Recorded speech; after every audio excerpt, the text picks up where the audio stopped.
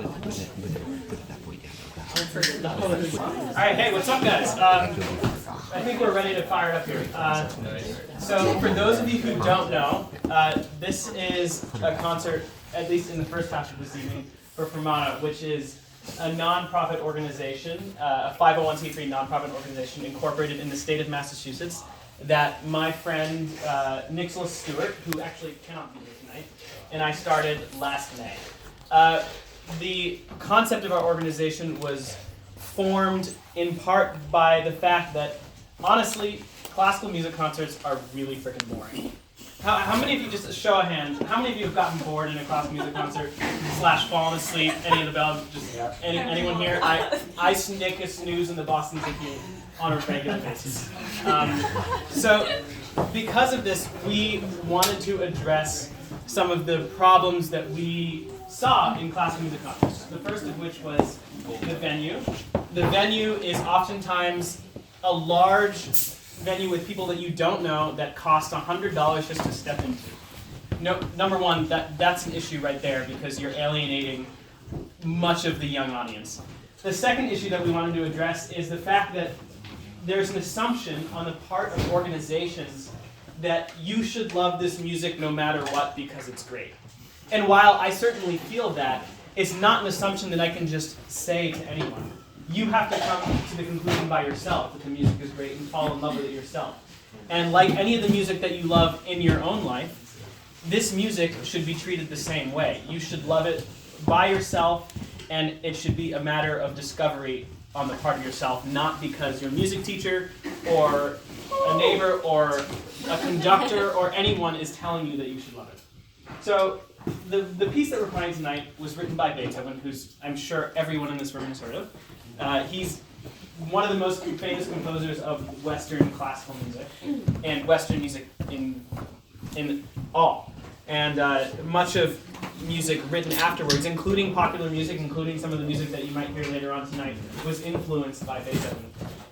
Beethoven went deaf in 1897, he began to go deaf, and this piece was written in 1825, which means he was deaf completely for at least 10 years before he wrote this piece.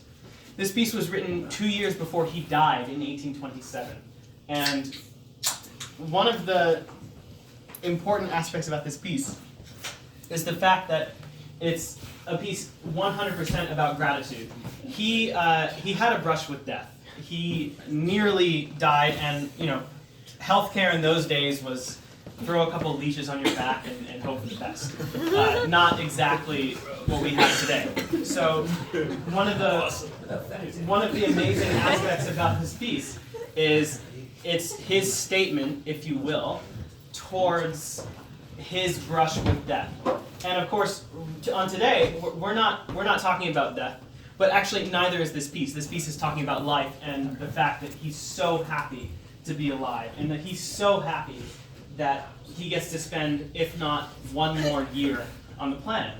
And the piece kind of embodies that. The first movement opens kind of confusingly.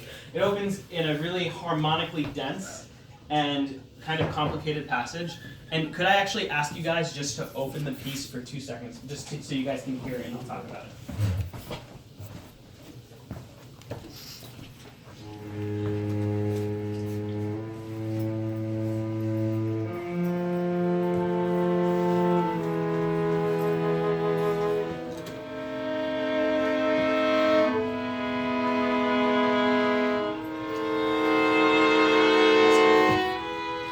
So as you can hear, it's a little bit confusing. It doesn't sound like what you might envision Beethoven to sound like. It's confusing.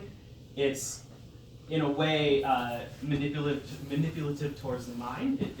You can't kind of place your ear in any one pitch that is played, and that's intentional on the part of Beethoven because when you're facing death, there is no certainty. You have no idea what's in front of you. You have no idea what might be 5 days ahead of you versus 50 days ahead of you. And that's exactly what I think the opening is trying to embody. The next thing I will ask is if you could play the opening, I will also speak before the opening of the next movement they'll play, but could you actually play just the opening of the third movement?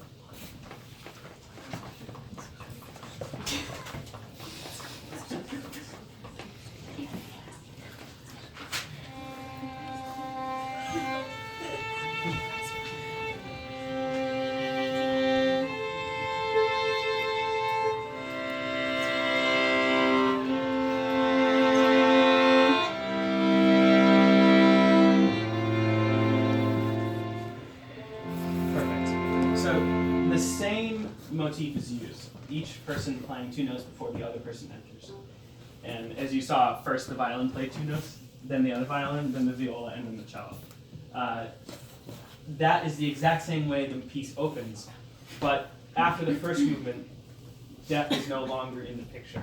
And as you heard, this one, your ear did grasp the tonality of it, which is the beautiful part about it. Without going too much further into this, the theory of the piece, I just wanted to talk also a little bit about the way string quartets work. And this, for the first time, we've actually brought together a group in Fermata which has played before the week of the performance.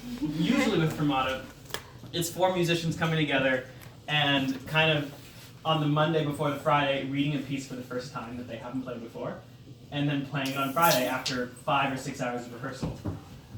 3 members of this group have played together for years. They all know each other really well, and the 4th member, Ihao, our cellist, joined them just this year, but as you can see, he's a really amazing fit for them, and they are a fantastic string quartet. They've won awards together.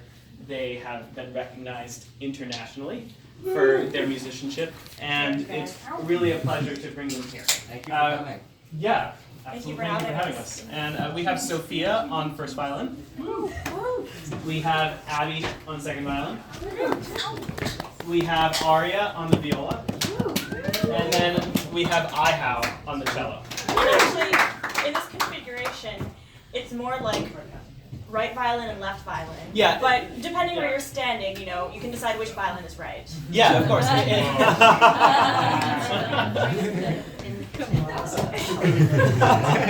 Yes. Thank you so much. So I think the last thing I would like to say is when you're listening to this type of music, how many people in this room have not listened to classical music before? Just a show of hands. Or I should say, have not recently listened to classical music. There we go. Wow, okay, that depends on you.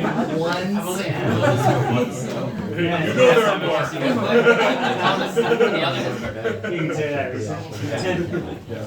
So, Fermata, the name of our organization, is actually a specific term in classical music. And a fermata in music is what basically, to the non-musician, is an upside-down parabola with a dot underneath it.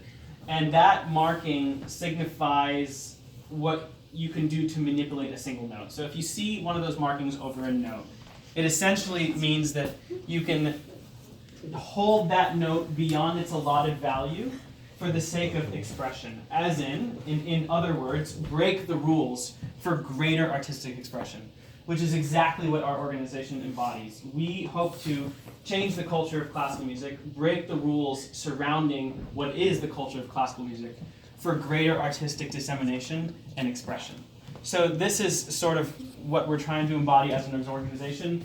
This is what our players try to embody, because we realize that if we want an audience in 10 years and we want to share the love that we have for our music with all of you, this is what we have to do. And before we begin, I actually just want to ask one member of the quartet. I actually would like to ask Sophia why she has dedicated essentially her life to pieces of music that are 150 years old. That honestly, why should anyone care about a piece that's 150 years old? So I just wanted to give her the floor for a few minutes. Well, I'll start by saying I love all kinds of music. I listen to jazz and rock and pop and world music, but I am studying and performing classical music because it speaks to me in a way that no other type of music does. I think that we live in a world full of noise. You know, you go down the street, you walk into a grocery store, there's always music playing, there's always background noise, or, you know, even, you know, cars, things that didn't exist hundreds of years ago, and I think our music of the time reflects that too. Not, to downplay music that's popular today, but you go to a rock concert and it's so loud, and the next morning you might, lose your hearing for a few hours. And there's not the nuance that classical music has. There's not the same type of nuance and expression that classical music has, and the way that it can make me feel. And that's something that I value very highly. Absolutely. Just to build off of that, when you have music that you listen to at a club, for instance, the inception point of that music is a single speaker and a single bass. Whereas the inception point of all the music you're going to hear tonight is four real people with real feelings, real lives, real experiences, each in having a different inception point in the room. You're going to hear four. Oh, I almost hit your bow. I did hit your bow. Each of these people is creating a different part, but bringing all of their experience, expertise, skill, and imagination to that part. And that's what you don't necessarily get when you listen to music from a speaker, a computer, and actually the places where you normally hear music. And it's why I also am such an advocate for the live concert, and why concerts like this, where you're up close and personal to not only the music, but the actual artists behind the music. That's what classical music is about. That's what Beethoven intended it to be. It's music for a room, not for a $150 ticket at the back of Symphony Hall where literally you're just sitting in a nice chair to have a nap. So without anything more, Beethoven's Opus 132 String Quartet.